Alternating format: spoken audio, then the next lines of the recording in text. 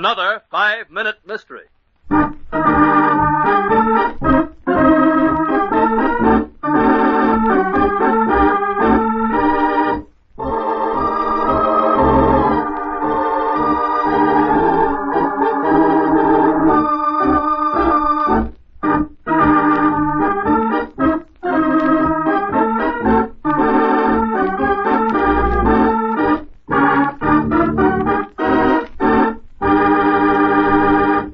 Over the loudspeaker system in Manor Hospital, a voice has been calling for hours. Dr. Cabot, please report to Dr. Reisner's office. Dr. Cabot, report to Dr. Reisner's office. Dr. Cabot, report to Dr. Reisner's office.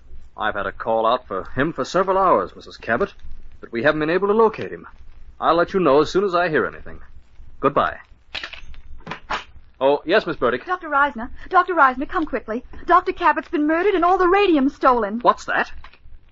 Operator, get me the police. Hurry. Dr. Cabot, report to Dr. Reisner's office. Dr. Cabot, report to Dr. Reisner's office. Now, let's get this straight, Miss Burdick. You say you were walking along the corridor. That's right, Lieutenant Fletcher. And I heard a noise that sounded like kicking on a door. That was just outside of radiology? Yes, Dr. Reisner. I knew no one should have been in there, so I opened the closet where the noise seemed to be coming from. And you found the body of Dr. Cabot and the orderly. What's his name? Gorman. Dr. Cabot had been stabbed many times and was still tied and blindfolded. The radium vault was open and had been ransacked. Thank you, Miss Burdick. Lieutenant, I think Gorman is coming around now. Perhaps he can tell us something. I'll try him. Gorman, wake up. Jim, come on. Yes. Who did it, Gorman? Who did it? 2 men. How did it happen? I came in the middle. They had the vault open, and Dr. Cabot was gagged and blindfolded, just like you see him now. Did they see you? And not at first. I saw Dr. Cabot through a crack in the door. I knew something had to be done fast, so I opened the door very quietly. Where were the men? They were in the corner, working on the safe. I walked in on tiptoe and saw them. I caught Dr. Cabot's attention, and he motioned for me to come ahead. But they still didn't notice you? No, sir. Then the chair Dr. Cabot was sitting on creaked, and one of them turned around. Then what happened? Everything.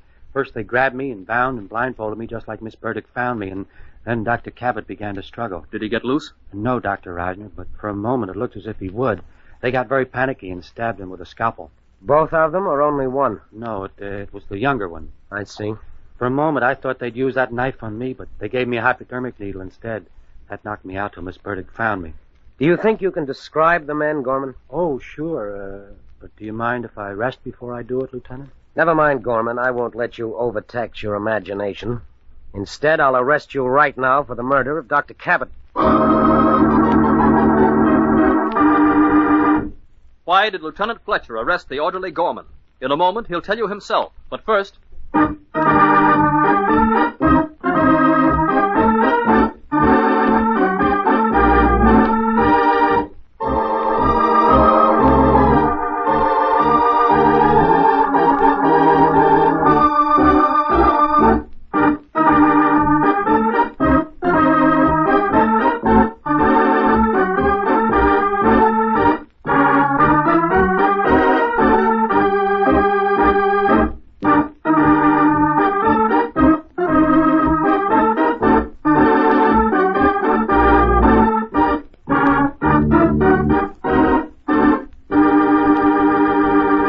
And now, let's see if you listen to Gorman's story as carefully as Lieutenant Fletcher did.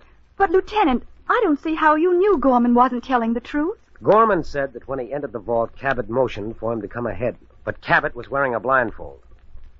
Later, when Gorman was supposed to have been blindfolded and tied, he described which of the 2 imaginary robbers murdered Dr. Cabot. When I heard that, I knew that that blindfold, was just a gag.